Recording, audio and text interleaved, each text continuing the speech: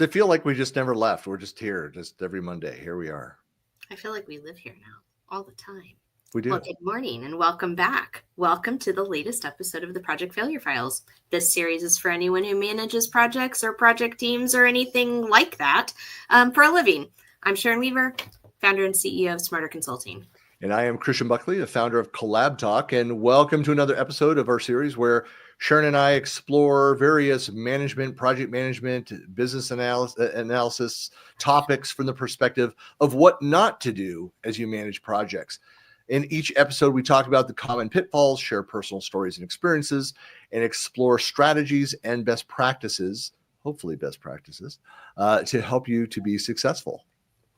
In this episode, we are talking about the mistake in thinking that your star contributors will automatically make a magnificent leader and manager. While it certainly can be true sometimes, it's not always true, and it's definitely not correlated. We've all seen this again and again. In fact, Sharon and I were talking before we started recording here. I had a manager at a very large company who'd always complain about not doing what he loved because he was wrapped up in reviews, the one-on-ones, and he enjoyed being with the people. I think that was the mistake that they made in saying, hey, you would be fantastic at this, or we're going to promote you up. No, the problem was that he was great technically. He executed, and so he kind of rose to the top there. And the only path for him to continue growing with the company was to move into a people management role. And just he hated it. And a few years later, after I left the company, I heard that he moved back into an IC, an individual contributor role. I'm sure he was much happier in that function. Yeah. And I mean, we've talked about this in the past, BAs don't need to grow up to be PMs. Right. That completely those are different things, separate right? roles, and they're both necessary and valuable. Same thing, being an amazing coder, being an amazing developer, being an amazing technical expert and resource does not automatically mean that you have or want to have the people skills, the communication skills, the presentation skills, the strategic skills that are necessary for a management role.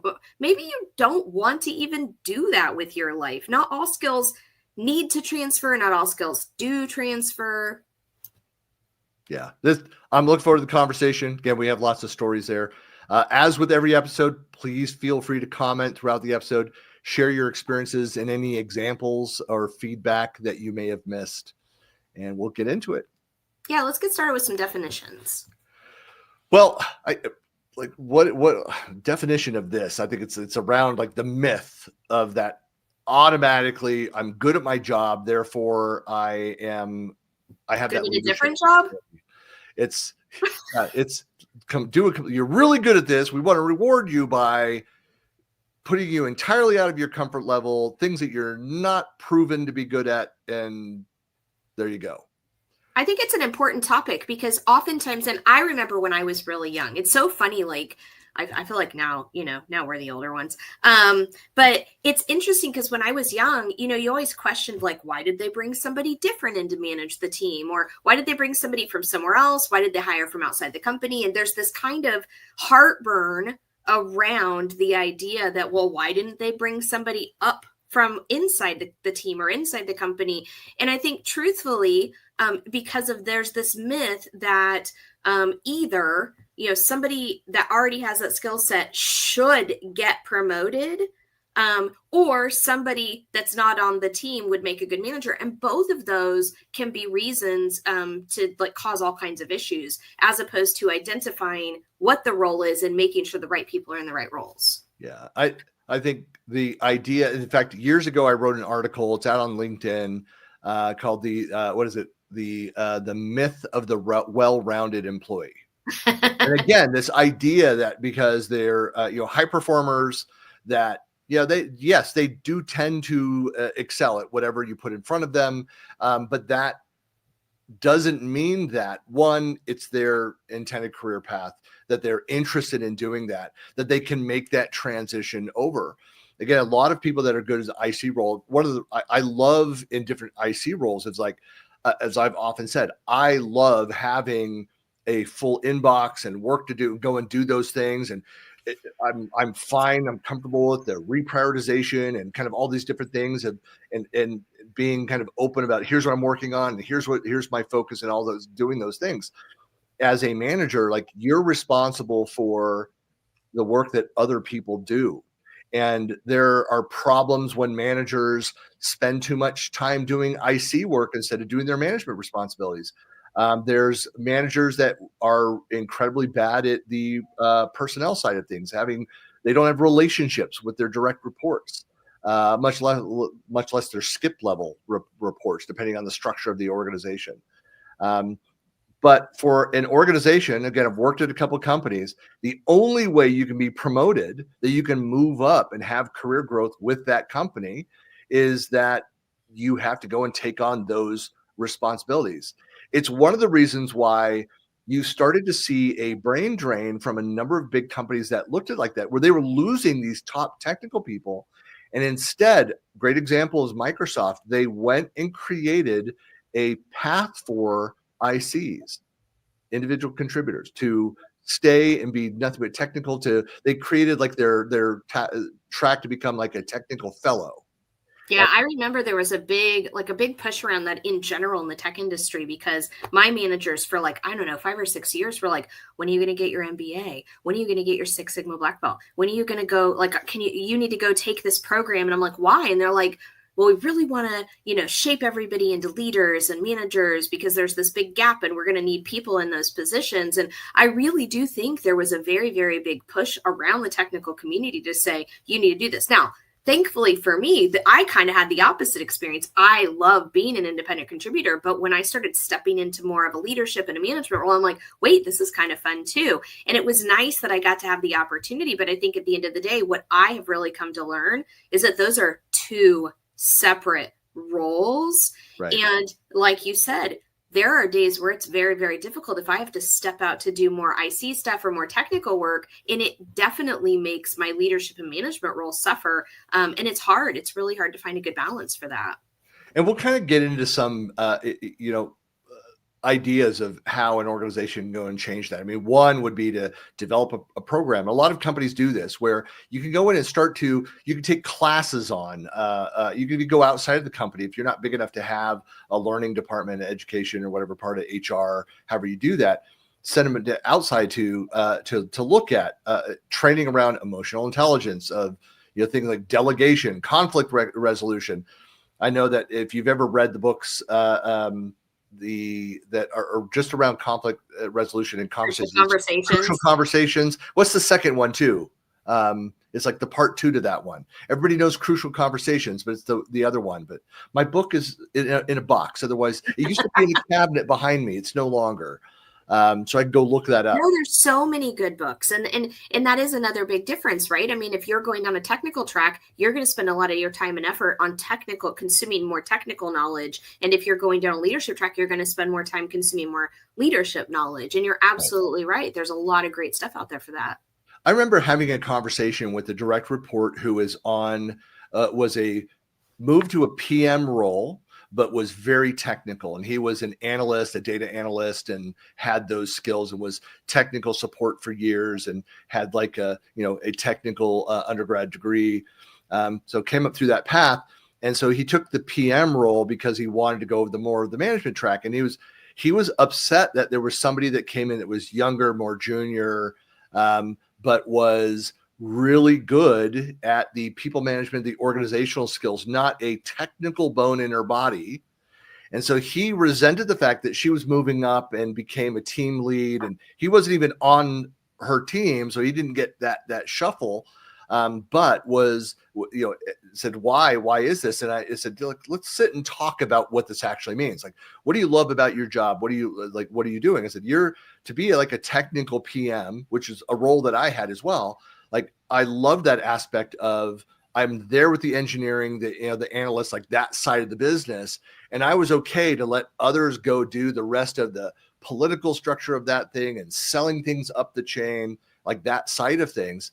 It's not that I didn't have, like, I've got an MBA. I'm a business major, marketing major. I've just been tech my entire career. But when I started getting into like, what do I actually like to do? What do I prefer to go and do? I liked it at this level, my taste of that and the politics aside of it. Like I said, this is not for me.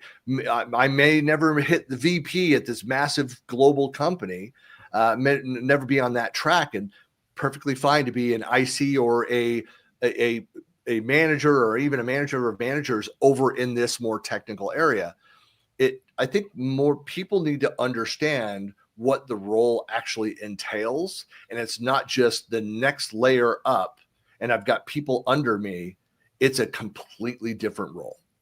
Yeah, no, I think that's 100% true. And if you don't think of it that way, what ends up happening is you take your rock stars, you put them in a role that they are not ready for, not the right fit for, not prepared for. You lose the rock star over here, and you gain potentially a poor leader or a poor manager, which not only, it's almost like you lose twice, right? Instead of like even just this person being unhappy, like I'm a big fan of win-win-win arrangements, and this is like a lose-lose-lose arrangement if it's gone wrong. Yeah. I mean, it can affect the entire team. I mean, it could cause them to burn out. It could mean that suddenly they were a friend, a peer. I mean, this is another reason why they hire from outside for a lot of these roles, because it can damage the morale of the organization and that side of it. And so you have to, leadership has to consider that. Is it the right move to move people up? Sometimes there are just those people in those organizations, it just makes sense. Like, Sharon's over there doing this job already, had been sitting in, was the acting lead for this, moving from a technical over that. And everybody loves Sharon and we get along, but she knows this. I'm like, she's the logical person to put into that role. And other times it's just not clear cut. It would be, again, a different role or always attached to this. We haven't even covered this. The company may just be looking to take the entire org in a different direction and needs to go outside for that different perspective. Yep. 100%. Yeah, I definitely, what not to do. Automatically assume that because somebody is fantastic at their job, that promotion equals moving them into a different role.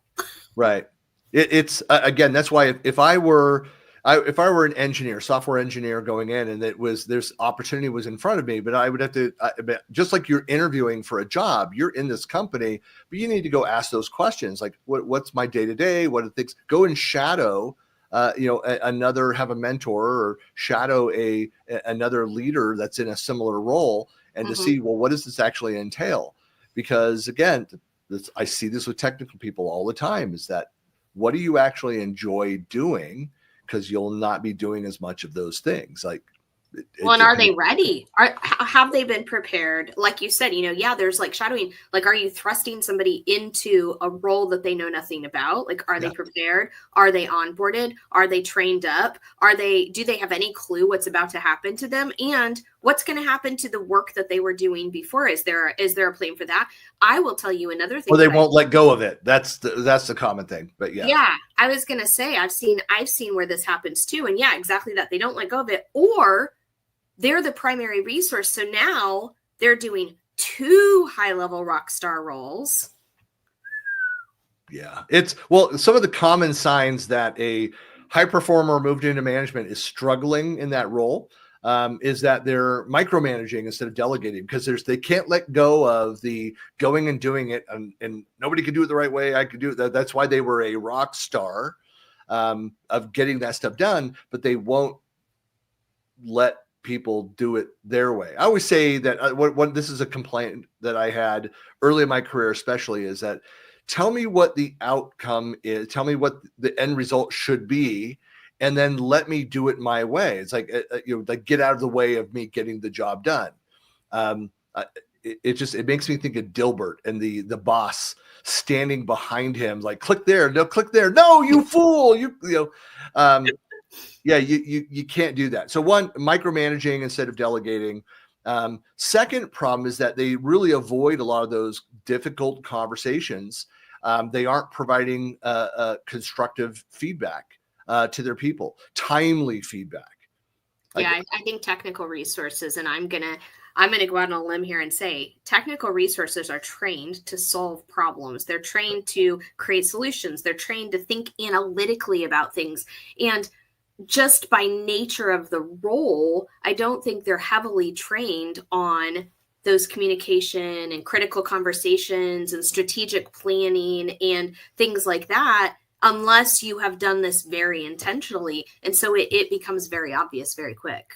Yeah, it's difficult. I mean, as an IC, you're really looking at what do I need to be successful in this role and kind of move up in this? What new skills do I need? What projects do I need to complete? Kind of those things. As a manager, again, you're going through other people. If you're still, we all have seen managers like this that are more focused on managing up and managing their careers than the success of their people and the projects.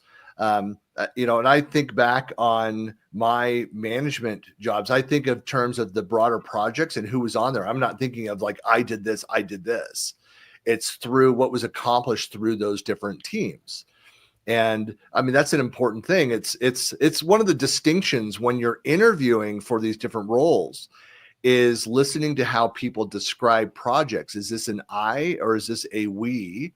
And what's the level of the we? Is it a collaborative or is it just a swap of the words when really they meant, I? Are they using the royal we versus, what are the actual signs? Let's dig into the collaborative aspect of those things. Again, that can identify somebody who's currently an IC, but is very collaborative that might have the EQ and other skills to be able to move into that management role. It's really funny.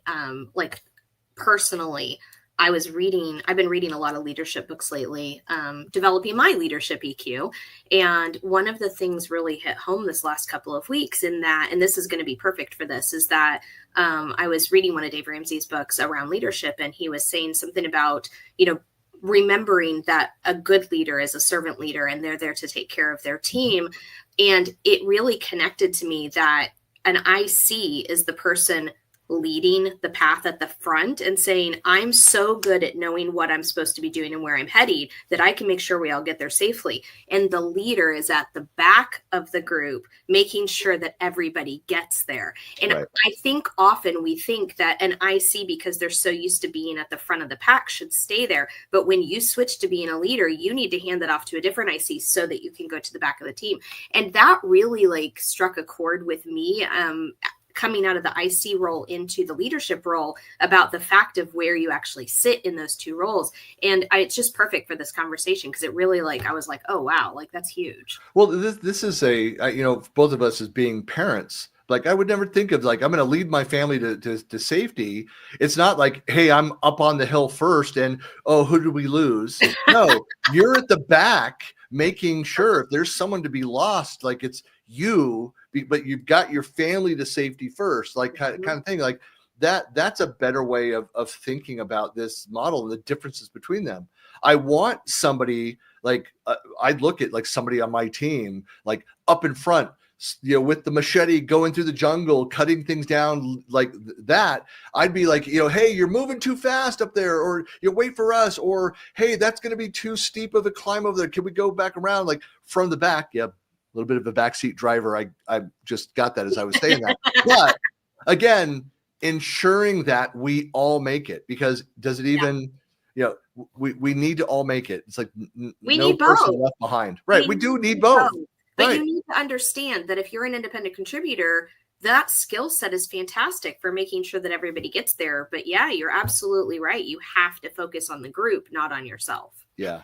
I mean, I just, so many personal stories, battles of dealing with management. What I've shared this before, but one of my, I think one of the best compliments that I ever received was after leaving a company, and one of my direct reports got promoted to first a line manager, first time doing management from a PM to a manager. And she said that I never fully understood, I wasn't aware of how much you shielded from us. And I said, I said, it's a daily thing.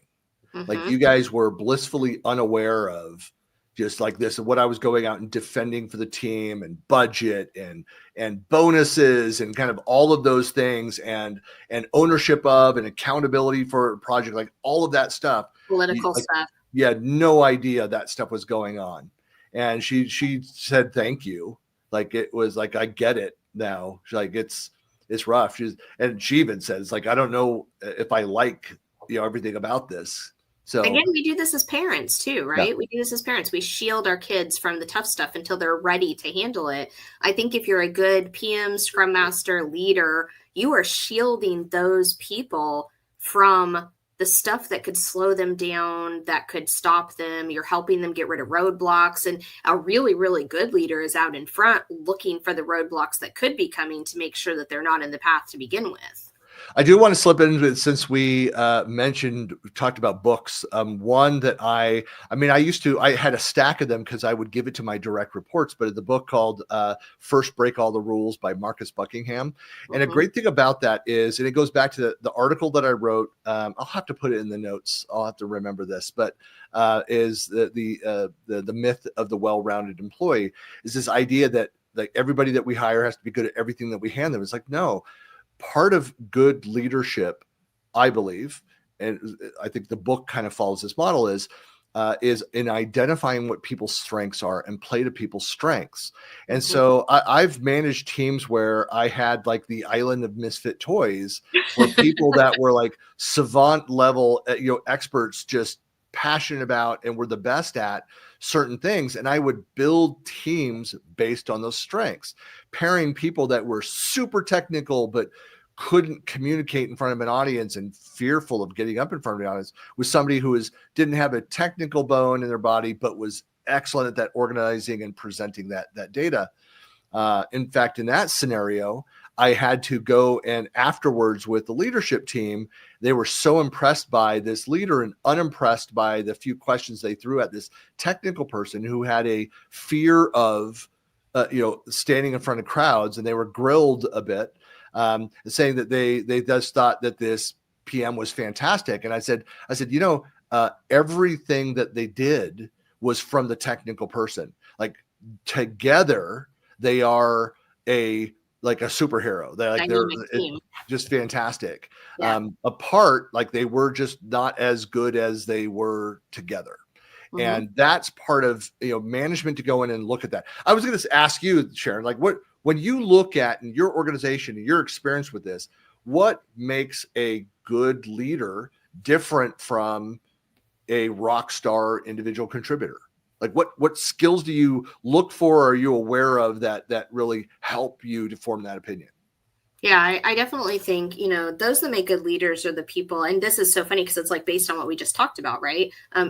Independent contributors are ones that they know what they're doing. They're good at a certain thing. They maybe they work well in teams. Maybe they work better by themselves. But at the end of the day, that's whatever their focus is their focus.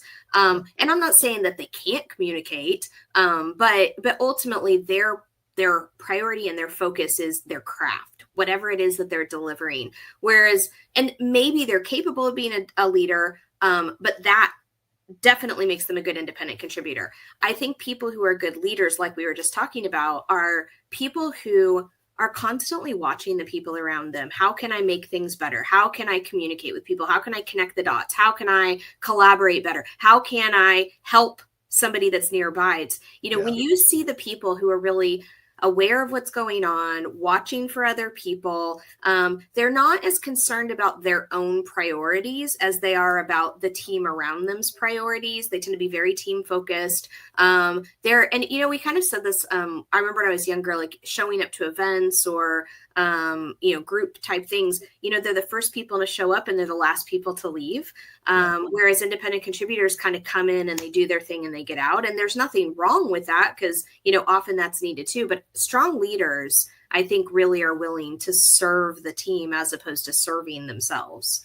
I've seen examples of that, like in a sales team, and watching that there are just some that they're all the same level. But there's, in very sales centric organizations, and in this case, what I actually witnessed again and again were certain of these sales peers that, as more junior people were coming on board, they would they would wrap up a call that they had, listen in a little bit. They weren't assigned. Sometimes they were assigned to do that, but in other cases, they're like, hey, you know what worked for me? And they coach them on that. It was just part of the way that they operated. If they were aware of somebody that was doing something where they had that experience, and they would do recognition, like, that was really good, I need to use that. What did you say exactly? Let me write this down, and do those follows, and then provide that feedback and that coaching. So that's a natural skill for a lot of people that were, I mean, they weren't in competition, same company, but again, a lot of salespeople were very, leaderboard driven, like who's got the top sales, the biggest deals, close the most deals, all those kinds of things. It's why they're in sales. They love that challenge. Too. And we need that. Have that. Yeah, but I think that's a key thing that I see is exactly what you said. They let go of the IC functions, and they realize that, hey, we're same company. We're trying to hire people into our company that help the company.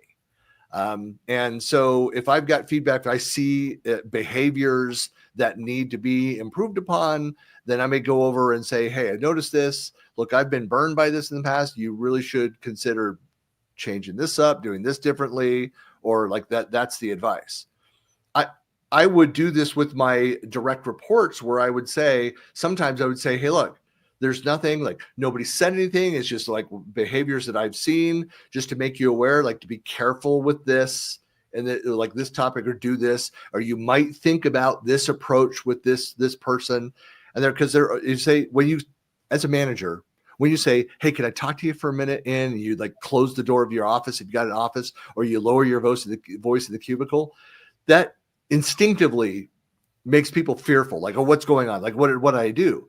And so to say like, hey, no, I did like saw this, just want to give you like a heads up. I think this would really help in this area, and do it from that kind of positive reinforcement, giving that guidance, that coaching, to see that kind of behavior. People, again, that is an indicator to me, like, hey, they're already doing it.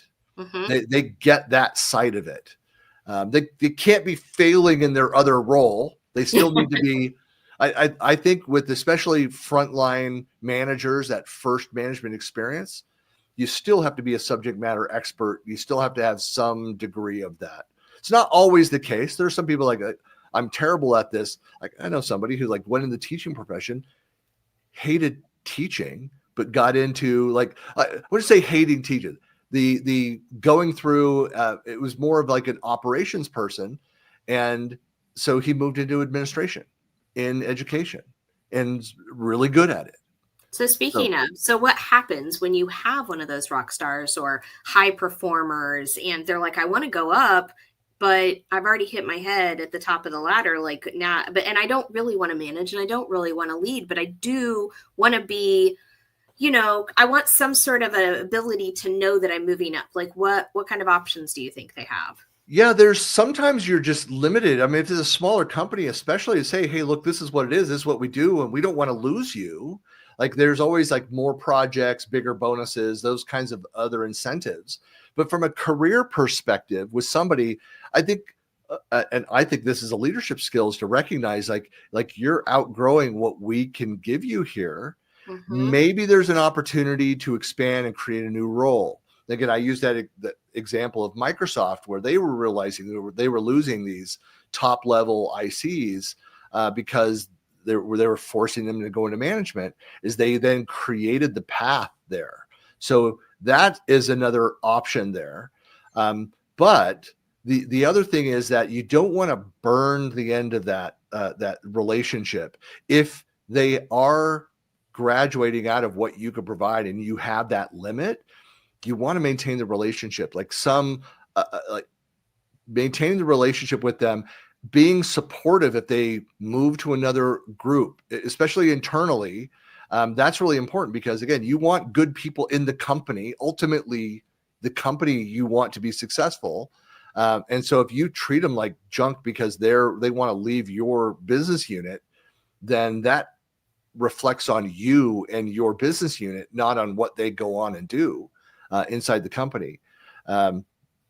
I think So this goes back to good leadership and good career planning. And in my opinion, in every company that has a good culture, we're going back to the culture word. So in a yeah, company that has a good culture that cares about the people who work there, I think leaders and processes should embrace career planning in general. And by the time something like that happens, you should know who that person is, what their goals are, what they're trying to accomplish, and whether your company's the right fit or not, whether the role's the right fit or not, like what are they trying to do in their personal life?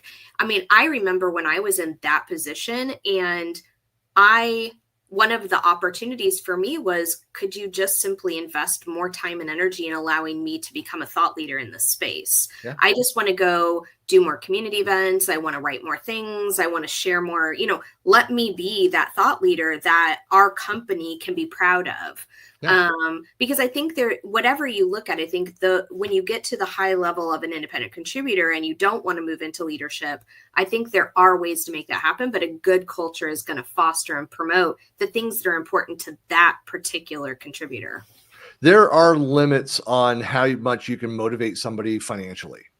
And whether that doesn't matter. If they're not having the rest of their career goals met by that, no amount of money is going to keep them in there. There's plenty of stories of actors, of leaders of different roles. I mean, different industries around that just say, look, but there's no challenge here. I'm not able to do with what. So having a conversation, understanding what they actually want to go and do. Second, I would say what we talked about early on is like send them through some classes, and they may go through some of these, emotional, whatever it is. It's like, this other stuff is like, I hate this. I don't want to do this. But like, all right, let's figure out an IC track for you and keep you on the technical path. Do we have a topic for career development for ICs? That would be great. Right. Is that like a culture of career development? Like that'd be a cool topic. I love this. We always get down little rabbit holes, and it gives us great ideas, guys. But yeah, so back to the leadership path. Yeah. I do think, but we should develop ICs. But more importantly, I think what's really important and what we miss a lot of times is just tossing performers and rock stars directly into leadership, or grabbing people who have recently graduated from college or MBA or whatever and saying, you're just automatically going to make a good leader. I definitely think there is something to be said for the opportunity of leadership development in general. Right.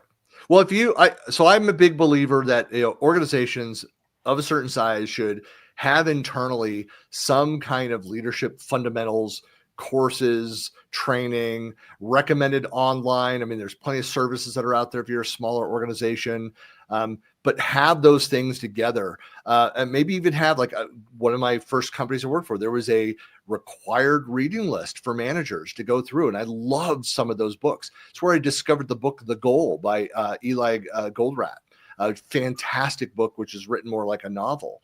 Recommend that. A couple other things. I mean, you touched on getting them more involved in the community side of that. You can offer also like a mentoring program. So to shadow, so make it formalize that. Hey, you're interested in this, talk about what you want to do. It is when it's appropriate there, and find volunteers that are managers elsewhere in the company to pair up with these people so they can see some of that, ask questions, talk about what it actually means, the likes and dislikes of the roles. And one other idea is that a lot of big companies do is rotational leadership experiences. So this is where you often see, and I'm not a big fan of this either, where a bunch of Ivy League MBA people, some of which have been in upper education, their careers doing other smaller jobs, and they drop in, and I get it. I've got book smart kids that don't have the real world experience, and kind of fast track them around there. And I've run into some horrible managers that went through that track, were really smart and again really good at managing up, but terrible with the people. It's not the same thing. But if you have that rotational experience, so this could be something where, again, if you're about to lose an IC in your area, can you rotate them? Can they go into another division and in an IC role, a senior IC role, but in a completely different part of the company where they can develop other skills. Mm-hmm. So there are options that are out there. Yeah, it's the one other thing I was going to say is that again, going back to what I was talking about, I was thinking about how, so Sharon and I run a cohort of people that are interested in becoming Microsoft MVPs, and we've been running it for less than 2 years. We now have 11 people who have graduated because they become MVPs. So it's really good numbers for size of the group, and we answer a lot of questions. We coach. We say, like, these are some of the best practices. This is what we've done. Similarly with these employees, if you don't have a place for them to go, what happens to people, Sharon, when they graduate, when they become MVPs with our cohort? Well, we have actually figured out that we needed something for that. And so we developed another group that's that. We kicked them out of the one group and developed another. Like, you're being nice. I said, like, we boot them. Well, we realized, so we realized that this was focused on those people. And a lot of that content is repeated as people kind of work through that group. But they no longer need that information in the same way. Now they need different information. So what we did is we actually created a second group. So we've got the I'm interested in becoming, and I want to know more about that. And then I've just recently been awarded it, but I don't know what to do quite yet. And then really after that, the community kind of picks up and the program really handles that well once they get in there. But yeah, we absolutely transition them from I want to be to I have been recently awarded, and they get a special group for just them. Right. But it's so we've helped people ramp up into it. We've had people that have joined it and they listen to it and they say, like, I'm not interested in this. Like, it's too much work. I would have to add it on to what I'm already doing. There was somebody who's just like, look, I'm too close to, like, I'd love it, but I'm too close to retirement to add all this additional things and onto it. And again, the natural born leaders, I'm not saying that those people are automatically leaders and the people that dropped out are not. That's not what I'm saying. I'm now transitioning away from that example. But that, are people that are already exhibiting those skills. How can you find that out unless you're giving them those opportunities to be able to showcase some of that? And so that's why it shouldn't be an automatic. The mistake that's made, what not to do, is automatically grab your top performers as ICs and make them managers. Instead, you can have them in the running and then have the conversations and find the person that should be promoted that moves into the management should already be exhibiting those skills and have a desire to go and do that. But they should do it with some degree of knowledge of what this actually means moving into that role. Yeah, I think, and the larger places that I've worked at that are really high level maturity models, have great career planning opportunities, things like that, usually have multiple pools of ways that you can identify leaders, and they can jump into exactly what you talked about: mentoring programs, Six Sigma programs, leadership, like fostering leadership training programs, things like that, where they can come in, learn more about it, and decide whether or not that's the right thing for them. Even if they know, if they're not a manager, they have no desire to be a manager. I mean, those skills are good to have anyway. Yeah. Dealing with customers, dealing with partners, dealing with peers, kind of all those things, those skills translate. And so, yeah, I think everybody should be part of that. Yeah. Yeah, I think to kind of wrap up here, to make the points. I mean, not every star performer, they need to become a manager to be successful. There should be a path there. Organizations need to think about these soft skills, that leadership aptitude, not just the performance as the measurement of, hey, they're ready for this.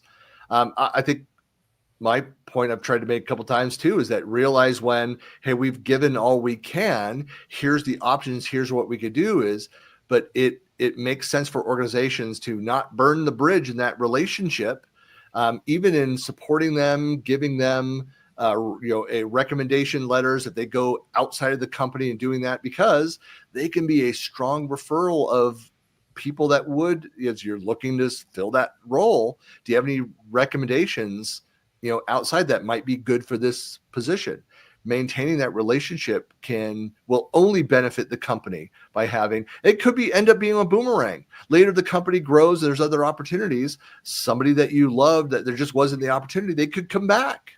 Yeah, I think it's a significant part of the employee experience spectrum. And this is something I've done workshops and done presentations on, is the things that a lot of companies from a maturity level don't think about is the perception of how people feel about working for your company before there's ever an opportunity, and the people who have left your company and how they speak about the employment at your company after they've left, which then can go back to number one and influence people's perception about whether or not they ever want to work at your company. And so I think you're absolutely right. I think maintaining those relationships is crucial. And I mean, at the end of the day, like, our goal is not to keep people from being successful. Our goal is to make people successful, whether that's at that company or a different company. If you're a really good leader in a good company and a good culture, you should really be helping people to be successful no matter what. The best leaders are those who are trained, supported, and given the right tools to succeed. So that's something for you to think about. If you're the business owner, Sharon, are you properly training? Are you supporting? And are you providing the right tools for your leaders to be successful?